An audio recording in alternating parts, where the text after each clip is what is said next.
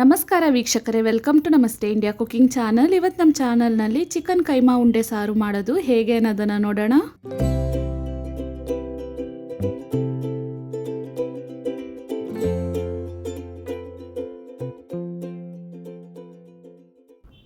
Gram chicken breast ಪೀಸನ್ನು ಅರಿಶಿನದ ಪುಡಿ ಹಾಕಿ ತೊಳೆದಿಟ್ಟಿದ್ದೀನಿ. ಇದರಲ್ಲಿ 1/4 spoon ಅರಿಶಿನದ ಪುಡಿ, 1 ಸ್ಪೂನ್ ಫುಲ್ಲಾಗಿ ಅಚ್ಚ ಖಾರದ ಪುಡಿ ಮತ್ತು ಧನಿಯಾ ಪುಡಿಯ ಮಿಶ್ರಣ, ಅರ್ಧ ಸ್ಪೂನ್ ಉಪ್ಪು, ಅರ್ಧ ನಿಂಬೆ ಹಣ್ಣಿನ ರಸವನ್ನು ಹಿಂಡ್ತಾ ಇದ್ದೀನಿ. ಇದನ್ನು ಚೆನ್ನಾಗಿ ಮಿಕ್ಸ್ ಮಾಡಿ ಅರ್ಧ ಗಂಟೆ ನೆನೆಯಕ್ಕಿಡಬೇಕು.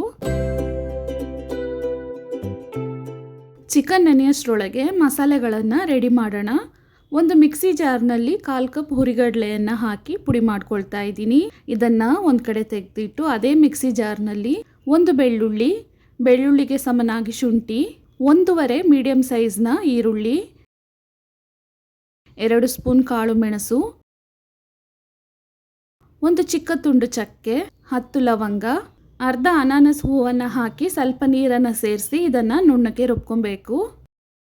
ನೋಡಿ, ಈ ರೀತಿ ರುಬ್ಕೊಬೇಕು. ಇದೇ ಮಿಕ್ಸಿ ಜಾರ್ನಲ್ಲಿ ಒಂದು ಚಿಕ್ಕ ತೆಂಗಿನಕಾಯಲ್ಲಿ 1/4 ಭಾಗವನ್ನು 1 ರೌಂಡ್ ಸುತ್ತಿಸ್ಕೊಳ್ತಾ ಇದ್ದೀನಿ.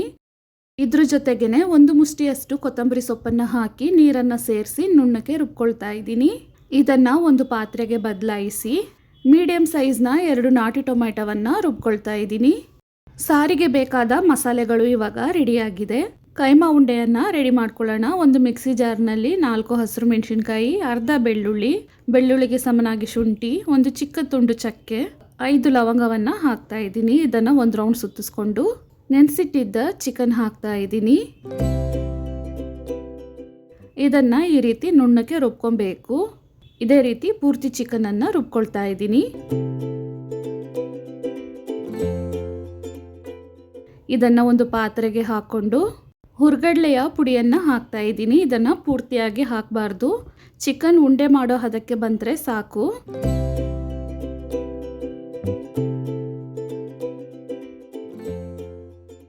ಮಿಕ್ಸ್ ಮಾಡ್ತಾನೆ ಇರಬೇಕಾದ್ರೆ ಚಿಕನ್ ಅಂಟೋ ರೀತಿ ಕಾಣುತ್ತೆ. ಇನ್ನೂ ಹುರ್ಗಡ್ಲೆ ಹಾಕೋದೇನು ಬೇಕಾಗಿಲ್ಲ. ಕೈಯನ್ನು ಒಂದು ಬಾರಿ ತೊಳೆದ್ಬಿಟ್ಟು ಮುಟ್ಟಿ ನೋಡಬೇಕು, ಕರೆಕ್ಟಾಗಿರುತ್ತೆ. ನೀರಲ್ಲಿ ಕೈಯನ್ನು ಅದ್ದಿ ಉಂಡೆಗಳನ್ನು ಮಾಡ್ಕೊಳ್ತಾ ಇದ್ದೀನಿ. ಇದಾದಮೇಲೆ ಒಂದು ಕಡಾಯಿನಲ್ಲಿ ಅರ್ಧ ಕಪ್ಪಷ್ಟು ಎಣ್ಣೆಯನ್ನು ಹಾಕ್ತಾ ಇದ್ದೀನಿ. ಇದರಲ್ಲಿ ಕಟ್ ಮಾಡಿರುವ 1 ಮೀಡಿಯಂ ಸೈಜ್ನ ಈರುಳ್ಳಿ, 1 ಕಡ್ಡಿ ಕರಿಬೇವಿನ ಸೊಪ್ಪು, ಅರ್ಧ ನಾಟಿ ಟೊಮೆಟೊವನ್ನು ಒಟ್ಟಿಗೆ ಹಾಕ್ತಾ ಇದ್ದೀನಿ. ಈರುಳ್ಳಿ ಕಂದು ಬಣ್ಣ ಬರೋವರೆಗೂ ಇದನ್ನು ಚೆನ್ನಾಗಿ ಬಾಡಿಸ್ಬೇಕು. ಇದಾದಮೇಲೆ ರುಬ್ಬಿರುವ ಶುಂಠಿ, ಬೆಳ್ಳುಳ್ಳಿ ಮತ್ತು ಈರುಳ್ಳಿಯ ಮಿಶ್ರಣವನ್ನು ಹಾಕ್ತಾ ಇದ್ದೀನಿ.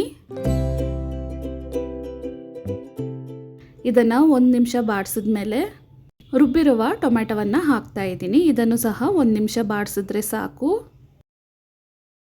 ಸಾರಿಗೆ ಬೇಕಾದಷ್ಟು ಕಲ್ಲುಪ್ಪು, 1 ಸ್ಪೂನ್ ಫುಲ್ಲಾಗಿ ಅಚ್ಚ ಖಾರದ ಪುಡಿ ಮತ್ತು ಧನಿಯಾ ಪುಡಿಯ ಮಿಶ್ರಣ, 1/4 ಸ್ಪೂನ್ ಅರಿಶಿನದ ಪುಡಿಯನ್ನು ಹಾಕ್ತಾ ಇದ್ದೀನಿ. ಇದನ್ನು ಸಹ 1 ನಿಮಿಷದವರೆಗೂ ಬಾಡಿಸ್ಬೇಕು. ಇವಾಗ ನೀರನ್ನು ಹಾಕ್ತಾ ಇದ್ದೀನಿ.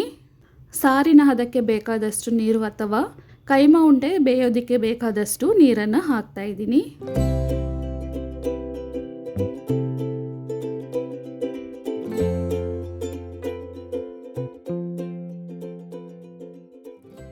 ಕೈಮಾ ಉಂಡೆ ಇದರಲ್ಲಿ ಮುಳುಗಿ ಚೆನ್ನಾಗಿ ಬೇಯಬೇಕು. ಆದ್ದರಿಂದ ಇಷ್ಟು ನೀರನ್ನು ಹಾಕಿದ್ದೀನಿ.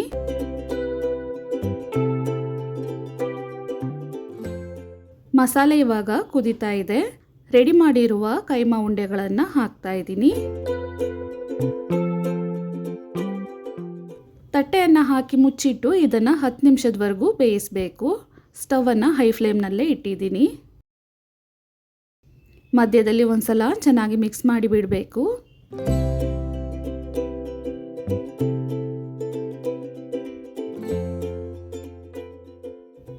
ಕೈಮಾ ಉಂಡೆ 10 ನಿಮಿಷ ಇವಾಗ ಚೆನ್ನಾಗಿ ಬೆಂದಿದೆ. ರುಬ್ಬಿರುವ ತೆಂಗಿನಕಾಯಿ ಮತ್ತು ಕೊತ್ತಂಬರಿಯ ಮಿಶ್ರಣವನ್ನು ಹಾಕ್ತಾ ಇದ್ದೀನಿ. ಇದರಲ್ಲೇ ಸ್ವಲ್ಪ ನೀರನ್ನು ಜಾಲಿಸಿ ಹಾಕ್ತಾ ಇದ್ದೀನಿ. ಮತ್ತೆ ಇದನ್ನು 5 ನಿಮಿಷದವರೆಗೂ ಚೆನ್ನಾಗಿ ಕುದಿಸ್ಬೇಕು.